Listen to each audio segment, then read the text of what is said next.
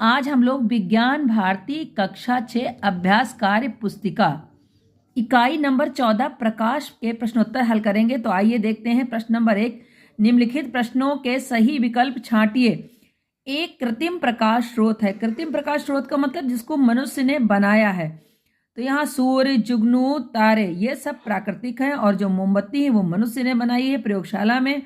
तो ये एक कृत्रिम प्रकाश स्रोत है। निम्नलिखित में अदीप्त वस्तुएं जिनमें स्वयं का प्रकाश नहीं होता, वो किसी और के प्रकाश से प्रकाशित होती हैं।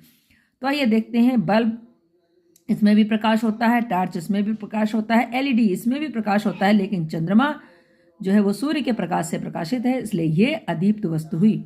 अगला है अपारदर्शी तथा पारभासी पदार्थ युग्म है। अपारदर्शी जिनके आर पार देखा जा सके, पारभासी जिनके आर पार बहुत अच्छा नहीं दिखाई देता है। तो आइए देखते हैं कौन सा युग्म है। कांच और लकड़ी, कांच पारदर्शी है, लकड़ी अपारदर्शी है। फिर आइए ट्रेसिंग पेपर, ये पारभासी है और जल पारदर्शी है। देखिए लकड़ी और ट्रेसिंग पेपर, लकड़ी अपारदर्शी है और जो ट्रेसिंग पेपर है वो पारभासी है। यहाँ जल और ग्लिसरीन दोनों पारदर्शी हैं। तो जो आपका सही युग्म हुआ वो लकड़ी और ट्रेसिंग पेपर। छाया बनने का आकार निर्भर नहीं करता बच्चों यहाँ पर वस्तु के रंग पर। अब आइए रिक्त स्थानों की पूर्ति कीजिए। डायमंड रिंग पूर्ण सूर्य ग्रहण में बनती है। प्रकाश पारभासी माध्यम से आंशिक रूप से निकलता है।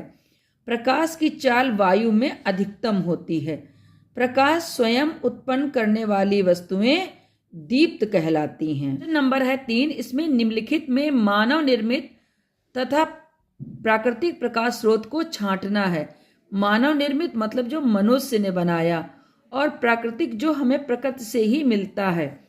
तो बल्ब, दीपक, लालटेन, मोमबत्ती ये मानव निर्मित है। सूर्य, तारा, जुगनू ये प्राकृतिक स्रोत हैं। अब आइए देखते हैं निम्नलिखित के पारदर्शी, अपारदर्शी तथा पारभासी में सुमेलित कीजिए। तो बच्चों यहाँ पर हमको इनके आगे लिख देना है।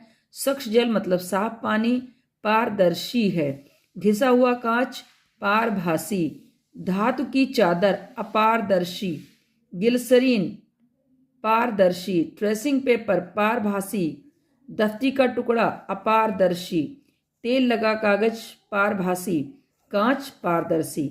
नेक्स्ट है नीचे दिए गए चित्र में निम्नलिखित को दर्शाइए। तो यहाँ देखिए नीचे दिए गए चित्र में क्या क्या दर्शाना आपको। स्रोत, अपारदर्शी, प्रच्छाया, उपछाया। बच्चों ये एक चित्र बना हुआ है। यहाँ पर ये टार्च है यानी ये स्रोत है प्रकाश का, और उसके सामने एक गेंद रखी हुई है। गेंद कैसी होती है? अपारदर्शी है।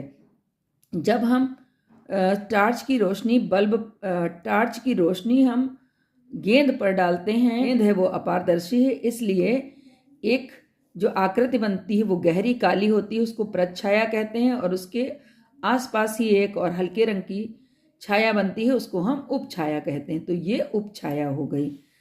इस तरह से ये प्रश्न भी आपका पूरा हो गया। नेक्स्ट क्वेश्चन है प्रकाश के संचरण को दर्शाने के लिए आपको किन किन वस्तुओं की आवश्यकता होती है। आइए देखते हैं। सहायक सामग्री में देखेंगे तो दफ्ती, मोमबत्ती, मेज, माचिस, अंधेरा कमरा, बच्चा। सावधानियां देखेंगे तो दफ्ती में सभी छिद्र समान ऊंचाइयों पर हों। ये प्रयोग बच्चों आपकी किताब में बना हुआ है। अब आइए निम्नलिखित में अंतर बताइए। तो दीप्त वस्तुएं, जो वस्तुएं स्वयं प्रकाश उत्पन्न करती हैं उन्हें दीप्त वस्तुएं कहते हैं, जैसे सूर्य। अदीप्त, जो वस्तुएं स्वयं प्रकाश उत्पन्न नहीं करती अदीप्त वस्तुएं कहलाती हैं, जैसे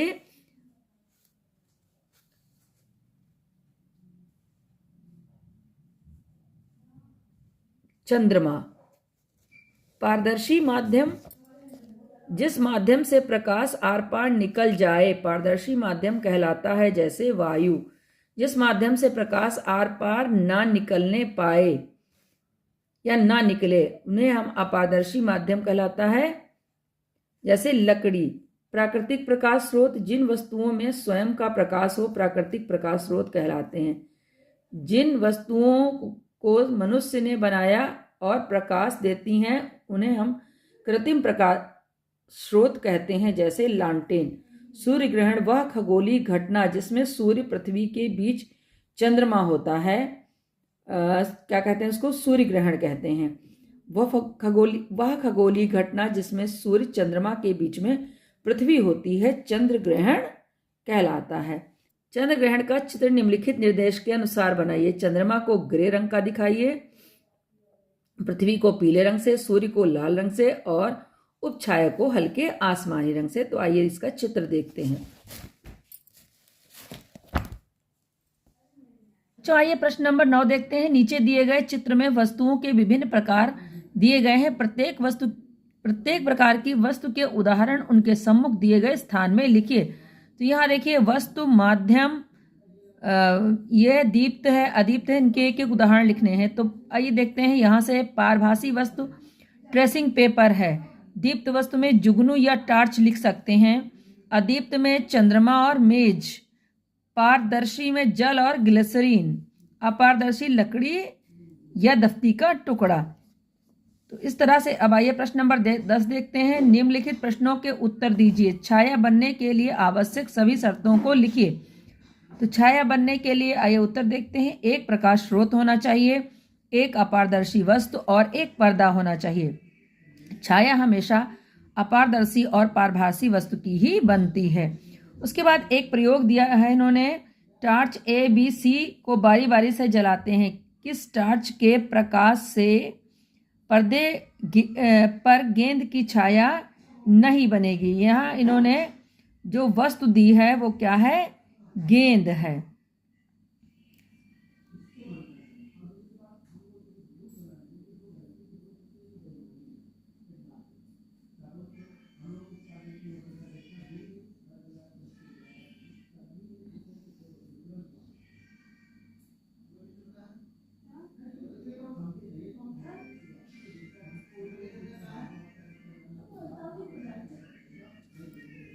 टार्च ए के द्वारा छाया नहीं बनेगी, क्योंकि यहाँ पर जो दिए हुए हैं उसमें जो टार्च ए है इसके सामने पारदर्शी वस्तु रखी है और पारदर्शी वस्तु की छाया नहीं बनती है।